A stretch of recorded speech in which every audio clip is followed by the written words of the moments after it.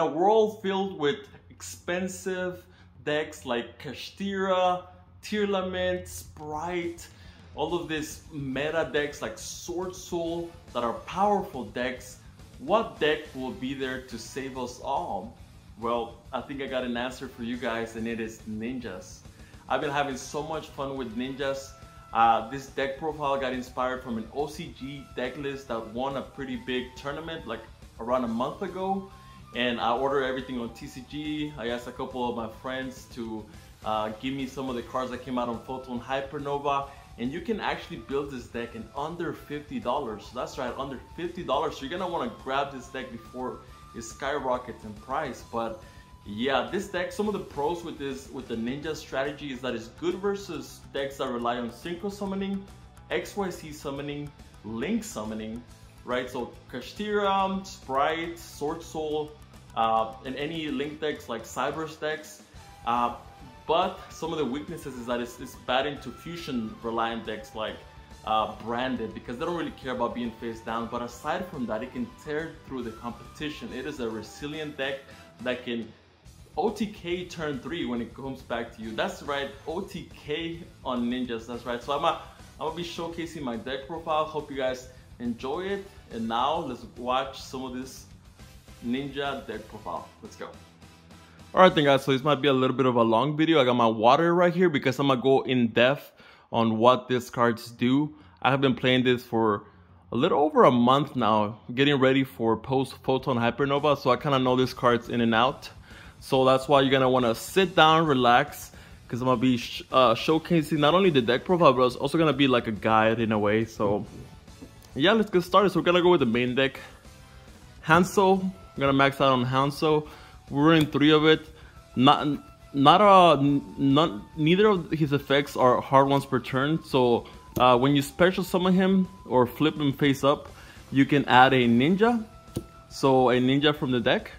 And when you normal summon him, you can add a ninjutsu card from your deck. So, and it's a soft once per turn. So if you find ways to summon him, you can keep recycling his effect over and over again. So this is not the combo variant. In the combo variant, you actually summon this card like 4 or 5 times in one turn, but this is more of a control heavy deck profile. So that's the way I like to build it, because it gives you more room to play hand traps. And I think post Photon Hypernova control is the way to go with this deck. So we're maxing out on Hanzo.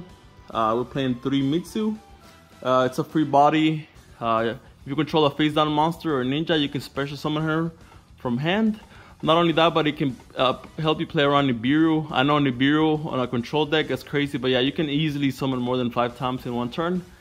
And she also negates monster effects. So that's one of the cool parts about her. If you control a face down monster and your opponent activates an effect, you can flip it up. If it's a ninja, you can negate that effect. So free body plus negation.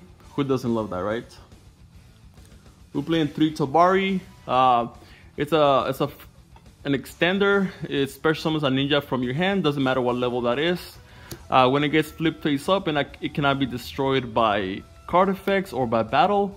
So this is pretty cool. Not only that, but during your opponent's main phase or battle phase, you can quick effect contact fuse. So you can go into your best fusion right here, or you can go into the new fusion that came out on Photon Hypernova that I'll be showcasing later on. But this is gonna be one of your key pieces when during your opponent's turn, because you can disrupt them. So we're gonna be playing 2 Geo. I'll be honest, it took everything in me to play 2 Geo. In my mind, I was like, I need to play only 1 Geo. And I know the argument of opening Geo is like, but why should I play 2 of it, right? Like, it's kind of like, why would you play 2 Driver, right? You only want to play 1 because you never want to see this. And if you open it, well, you just kind of got unlucky, right? Same thing with Driver. But I made it work. I actually added Desires to this deck profile. To this deck. Simply because I'm like, I need a good argument to play 2 Geo. You know what? I'm gonna add Desires. So that way, I have a good reason to play 2 Geos. That way, if I banish one with Desires, I still have another one in the deck. So we're playing 2 Geos. The second one does come up, so it's not a bad idea to play 2. Then there's the one-offs. This is Baku. This one's very good. Oh yeah, I didn't explain what Geo does. This one, whenever it gets normal, special summon, or flip face up, you can target up to 2 monsters on the field, up to 2, so it doesn't have to be 2. Flip them face down, and they cannot change their battle position if it's your opponent's monster. So, but if you flipped himself down or one of your monsters, you can change the battle positions of those. And it's a lingering effect, kind of like Dweller. So even if even if this leaves the field or for whatever reason, they still cannot flip their monsters face down. So that's why this is very good versus Kashtira. The special summon a unicorn. You go into this one. You book the unicorn face down, and they can't change the battle position of that unicorn. So that's why this card is strong right here. Another effect is if a monster gets flipped face up while this is face up on the field, you can destroy one of your opponent's cards. So it has multiple effects, and it's a pretty beefy monster. Honestly, it's a pretty beefy monster. So this card is very good, very good. Baku is very good. There's a good argument to play 2. Especially with desires, but I like to play 1 because I almost never want to see this. You want to search this with your Hanzo mainly, but if this gets added for whatever reason to your hand, doesn't matter if you add it with your equip, if you add it from the banished pile, if you add it from the graveyard, if you add it from the deck, if it bounces back from the field to your hand, if it just gets added to your hand for whatever reason other than drawing, you can special summon this card and target a ninjutsu or a ninja monster in your graveyard and add it to your hand, right? But also if this gets special summoned for any reason, you can do the same thing. So add a ninja or ninjutsu card from the graveyard. So it helps you recycle. It's another body on the field. It's pretty nice, pretty nice. I've seen people try different techs. Like they play the master, the beast, the one that bounces cards to bounce them back to hand, and you can still proc this. So if you summon the Beast Master, bounce cards, bounce this back to your hand, you can special summon it afterwards. So this card is very good. It's a hard once per turn. We're playing one of the green ninja. I see people play 2 or 3. I don't really like that. Maximum 2, never 3, honestly, because it just sucks that it has to be a monster that can be flipped face down. So you can't really activate this if you're summoning a Link monster, and both of its effects are hard once per turn. The effect to summon itself and book face down, and the effect to book book a monster on the field, or flip face up a monster on the field. So this is very good because it helps you. It's another interruption. It's like another Book of Moon. Like if you link it off for whatever reason, or if you fuse it off, you can activate the effect to book one of your opponent's face down. So it comes in very clutch. We're playing one Kagero. Both of its effects are once per turn also. You can use both effects in the same turn, but it's very good because it helps you play around Imperm, Veiler, or Dogmatic Punishment. I remember I was playing against Labyrinth. They activated Labyrinth targeting one of my monsters. I had this in the graveyard. Activate effect, bounce, summon itself, bounce my monster that got targeted. And now that this is on the field, you can activate the effect to summon a monster from graveyard or hand. So you can special summon in face down position. So this card is very good. Usually you're gonna want to have this in the graveyard to play around Imperm, to play around Veiler. This is like literally like what defines like the best ninja players, because how good you use this defines you as a player basically. So then we're playing 3 Ash, good against Branded, your worst matchup. You want to always save it for the Branded fusion. We're playing the Gamma package because it's good versus every deck currently. Gamma is very good.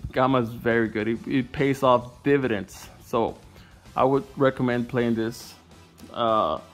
3 Imperm, good versus Branded, good versus Sword Soul, good versus Kashtira. You Imperm the Unicorn, you Imperm the Moe. Even against like stuff like Labyrinth, you can Imperm some of their monsters. So, but I'll be careful using Imperm against Labyrinth. But 3 Imperm. And now we're gonna go into the ninjutsu trap cards. So this one is very good because you can only use one of its effects per turn. First effect is you can target a ninja on the field or a face down monster on the field. So it could be either your field or their field. Target its cost. You target. Then if it goes through, you tribute it, special summon a ninja from your deck in face up defense or face up attack. You usually want to go for your Geo. So you tribute one of a monster on the field, whether on your field or their field. You go for Geo, book their monster face down, and they can't change their positions anymore, right? But it just depends. Like, you don't always want to go for him. Sometimes you want to go for this one to get more resources back for your Baku. So it just depends what state of the game you're in. So but yeah, this one. And the second effect is that you can target a ninjutsu face-up card on the field and bounce it back to your hand. So you can actually target itself as well to bounce it back to hand. So you can recycle this. Not only is it the best trap card in your deck, but it can also recycle itself. That's how good this card is. So during your opponent's turn, after you set it down, you activate the effect to summon, right? Whether it goes through or not, then it comes back to your turn. You activate the second effect, targeting itself to bounce it back to the hand. So yeah, so we're maxing out on the ninjutsu art of dancing leaves because this is the best ninjutsu trap card there is. So then we're playing one ninjutsu art of duplication. This card is absolutely broken, especially if you pair up with a Geo. So this is gonna be your main combo, right? You have, doesn't matter, it could be like a face down Ash Blossom, doesn't matter. It could be a face up ninja or a face down whatever monster. If your opponent controls a face down monster, you tribute it with this, go into Geo. Geo, book 2 of their monsters face down. Now you also have this set, so your end board should be these 2 plus a ninja monster on the field or a face down monster on the field, right? So activate this, special summon out your Geo first, book 2 of their monsters face down or 1 of their monsters face down. Then they try to do something else, you activate the ninjutsu art of duplication, tributing this as cost. This one doesn't tribute as cost, this one does tribute as cost. You tribute it as cost, and then you can summon ninjas from your deck up to level 8 in this scenario because the monster you tributed was level 8. So you summon up to 8, so that means that you can summon up to 5 monsters as long as you don't exceed 8 levels, and they don't even have to be different names. That's how crazy it is. And you have to summon them in either face up attack position or face down defense position. So just keep that in mind. So we're only going to play one of these because you almost never want to open this. You usually want to search it when you have your this plus a monster on the field that's being able to be targeted by this. So yeah, so that's it for the ninjutsu trap cards. The rest of the ninjutsu trap cards, they're too situational. These ones are the most generic ones, especially this one. So I would not recommend using the other ones. But now for my favorite ninjutsu card in the deck, it is the Ninjutsu Art Notebook of Mystery. So this one is very cool because if your opponent controls a card, you can set a ninja or ninjutsu card from your deck, and also you have the option to set from graveyard as well a ninjutsu or ninja in your graveyard. So but you can only do one of each. So if you set a ninjutsu card from your graveyard, then you have to set a ninja from your deck.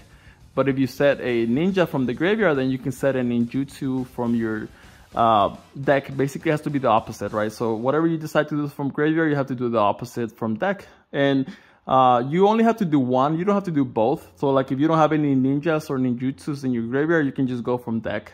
But your opponent has to control a card. Another cool thing that you can do with this, like let's say you start out by normal summoning out your Hanzo, right? You normal summon out your Hanzo, the impermit. You can go ahead and chain this since they control a card on the field. the imperm that was used on this, and this you can go ahead and set a ninjutsu or a ninja from deck or graveyard or both, right? Depending if you have stuff. So that's a very cool trick that you can do, because this is a quick spell. This is a quick spell, so you can chain to the imperm. So now they control the card, you can activate then this one. So this is basically what keeps you in the game. Like, this is the best top deck that you have. Like, honestly, like if you feel like you're gonna lose but you top deck this, this is like Goku charging the spear bomb, or this is like Naruto coming at the last second with all their toads and everything, right? That's how crazy this card is. So you always want to see this in the mid game, or sometimes even in the early game, especially going second. But we're playing one Tenchi Kame. This one's pretty cool because this card is always treated as a ninjutsu card, even though it's not in their name, but on the description says that it's always treated as a ninjutsu card. This has two effects. One effect is that when your ninjas inflict damage to your opponent, you can pop one of their cards, right? So let's say you attack this one, you beat over one of their monsters. Now you have the option to pop another card that they control, like a face down or another monster, and it's not a once per turn, the popping effect. So if you inflict damage 3 times, you can pop 3 times. And not just that, but when this gets either banished or it gets sent to the graveyard by your opponent's card, you can special summon as many ninjas from the graveyard as possible. So this card is pretty crazy, because even your opponent's gonna want to out this, but they're not gonna want to, because they're like, I don't want him to freaking soul charge from their graveyard and summon as many cards as possible. No, card's insane. We're playing one Ninjutsu Art Tool Iron Digger. This one's pretty cool because you can equip any monster in the field. It doesn't have to be yours, or it could be your opponent's. You can target it, equip it, it becomes a ninja if it's not a ninja, and you can go ahead and it gives them 500 attack, right? But the cool part is that you can banish a ninja from your graveyard and pop a card on the field. You can actually target itself as well. So some pretty cool combos that you can do with this is that, let's say you have your Baku, right? So you have this in the graveyard, you equip this to a monster on the field, you banish this,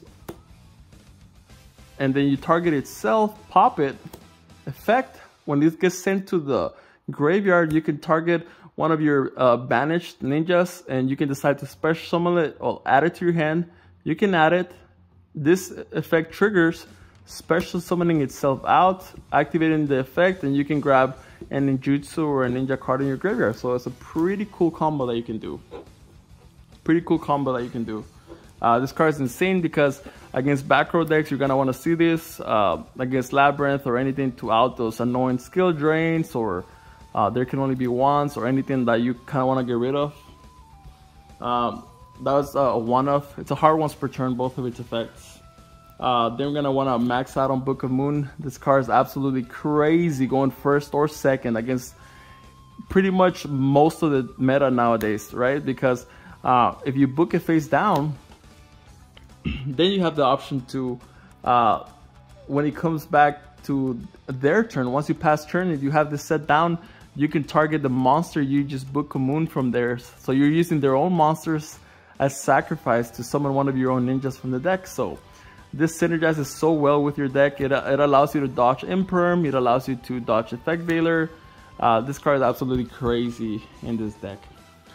Speaking of desires, I have desires right here. This deck kind of relies on seeing the cards you need. Most of the time it requires you to have 2 ninjas on the field. The more resources you have, the better. So this allows you to grab hand traps or the necessary ninjas you need. Doesn't matter what you banished. The best part of your deck is in the extra deck anyways. So doesn't matter what you banish, your extra deck's still gonna be there.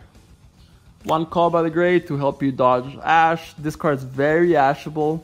Your Dancing Leaves is very ashable, so you're gonna wanna have Call by to protect your Dancing Leaves. One Instant Fusion, because the new fusion in Photon Hypernova, you can summon it with Instant Fusion, which allows you to go into some link plays and everything. And one Rhoda to search out your Hanzo, to search out your Kagero, whatever you need, honestly. So I'm probably gonna have to drink a little bit of water right here because I'm dry. My throat is dry. But yeah, I don't think I forgot about the extra deck. So we're gonna move these cards a little bit over here. So now to the extra deck. The Man of the Hour, Myzen, the Battle Ninja. We're maxing out on Myzen. I think this is your best fusion. When your opponent activates a card or effect, you can chain the effect, special summon a ninja from your deck in attack or defense, which is pretty crazy because you can summon your big boy right here. So if they activate any card or effect, like if they special summon out Fenrir, activate effect to search, you chain this, special summon out your Gion, effect, book a face down. Pretty crazy. Not just that, but this has a passive effect which allows all your ninjas, including itself, to attack directly. So this, in synergy with the field spell, makes it so that all your ninjas can attack directly and you're popping cards on the field, which is very crazy. Another cool combo that you can do is if you have Boral Sword. If you have this, you equip it to Boral Sword. Boral Sword is now a ninja that has 3500 attack. So Myzen plus Boral Sword equipped with this means that you can attack directly with 2500, 35 directly with Boral Sword because he becomes a ninja with this. Attacks for 3500. So and then you activate Boral Sword's effect. Speaking of Boral Sword, we're running Boral Sword.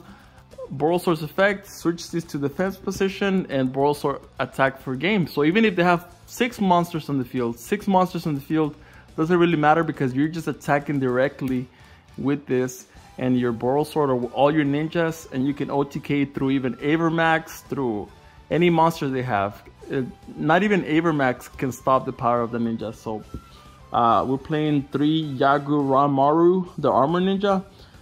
This card is pretty good because when it's flipped face up or when a special summon, you can banish a ninja or a ninjutsu card from your graveyard, banish it as cost, and then you can banish one of their cards. So this is pretty cool because if you have your Tabari, where did Tabari go? Yeah, if you have your Tabari on the field and during your opponent's turn, you can activate the effect of Tabari, fusion summon, go into this guy, and then you can banish one of their cards during their turn. So it's pretty crazy combinations right here. Just remember that both of these ones require you to have 2 different types of ninjas, 2 ninjas with different types, and it's contact fuse. So you don't need polymerization. You don't need any fusion spells.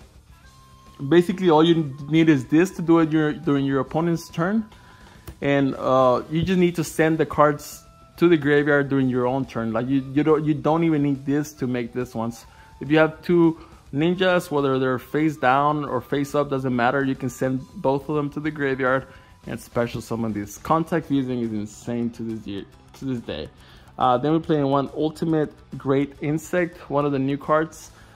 This allows you to you can send your, where is she at? Yeah, you can send this one right here, your Mitsu, equipped with this, because this one's an insect. You send this to the graveyard, equipped with this, and you can special summon this out. And this is like a Raigeki. This is a very good, allows you to destroy all your opponent's monsters. So this comes up every now and then, and when it comes up, it catches the opponent by surprise. So I would recommend running this. We're playing 1 Linguribo. In case our opponent is playing Ibli. We're playing 2 Ninja Grandmaster Saizo.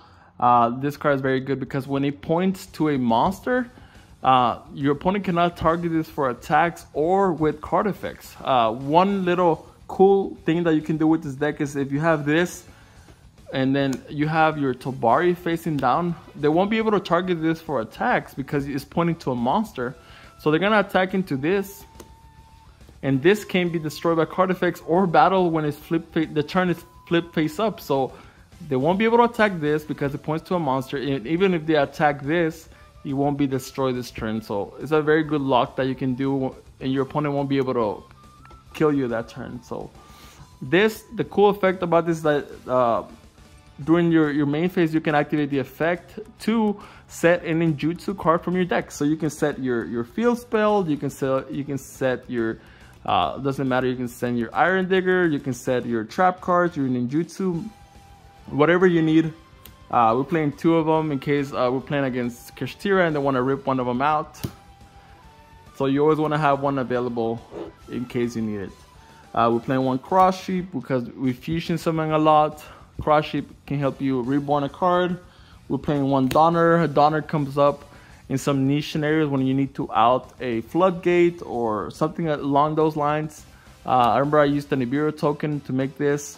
And he helped me play against a Kashtira player at my local. So very good Donner. We're playing 1 Boral Sword for the OTK. Just remember that this plus this equals OTK if you have this equipped with your Iron Digger.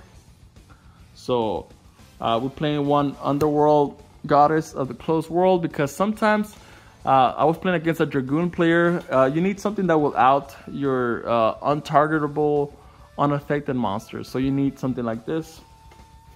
And to finish things out, Siphon Lord Omega to help you recycle banished cards that are in the banish pile, or whenever you gamma your opponent, you can go into this. Basically, the way you make it is by doing that. So yeah, that was Ninjas, and hope you guys enjoyed. Let me know what you think of the deck profile. I want to know your suggestions. This was Yara here, and I'll see you guys later. Take care.